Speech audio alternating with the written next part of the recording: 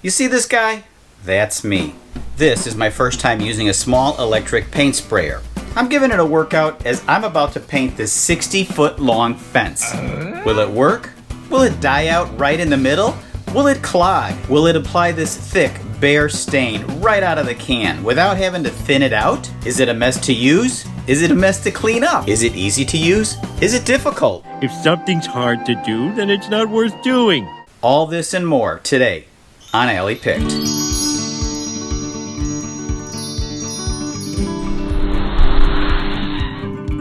Before I show you how the fence turned out, let me rewind and explain how I got to this point. The Tilswall company sent this to me to test. It's currently priced at $60 on Amazon. I'll have a link in the video description. A week after I got the spray gun, my friend Lewis asked me if I could help paint his fence. Are you kidding? I sure can. It sounded like the perfect time to test out this sprayer. I headed over to Lewis's house last weekend. Now I know very little about paint sprayers. Literally all I did with the sprayer is open it up, poured in the deck stain straight out of the gallon, turned it on, and pulled the trigger. I didn't quite expect it to work. The dial on the front of the nozzle has 3 positions. Those are for adjusting the spray pattern from oval horizontal to oval vertical and a circle.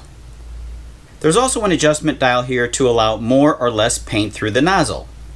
There's 3 different size nozzles, a small hole, a medium hole, and a larger one. This tube here comes off and can be adjusted so that the bend points backwards or forwards depending on which way you're tipping the paint sprayer. You're going to need to figure out which spray settings are best for your situation. In my case, I decided to go with a horizontal spray pattern using the medium sized nozzle. I could have used the larger hole nozzle and a circle pattern, which would have applied the most paint on the fence.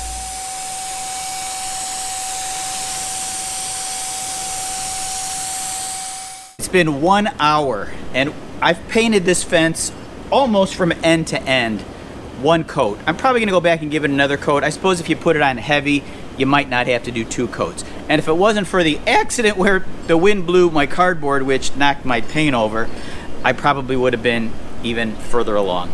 After 2 coats and 3 hours time, the fence looks great. Areas near the garage and the neighbor's house had to be masked off using cardboard or plastic. It's a fairly windy day today, but that didn't have much of an impact on the ability to use the sprayer. Be careful with overspray. Paint can go over the top of the fence or in between the slats.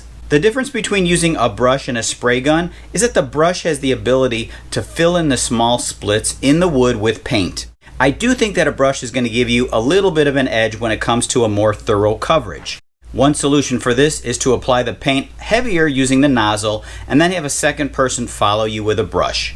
If you have a fence like mine with 1/4 inch spaces between the pickets, paint is going to shoot a couple of feet through the slits and land on anything behind it. So take precautions using plastic on the back side of the fence unless you just don't like your neighbor. Here I decided to go back and test the larger nozzle with the circle pattern, and I did get better coverage than the medium-sized nozzle and a horizontal spray pattern.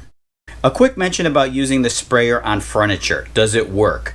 I gave it a shot. I set up the sprayer with a big nozzle and the paint did not spray through it until I thinned it out just a little.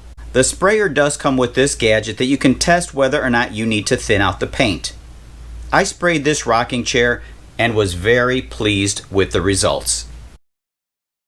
I just proved that with little to no experience, you can begin spraying in no time.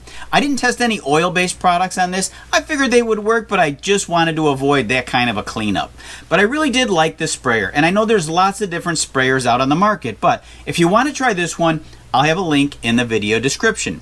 The only drawback with this or any sprayer is the cleanup. You need to take everything apart and wash out any paint. And once it's clean, then I sprayed a little water through the system to be sure it's ready for next time, which will probably be sooner than later. I'm Tom, this is Alley Picked, and thanks for watching.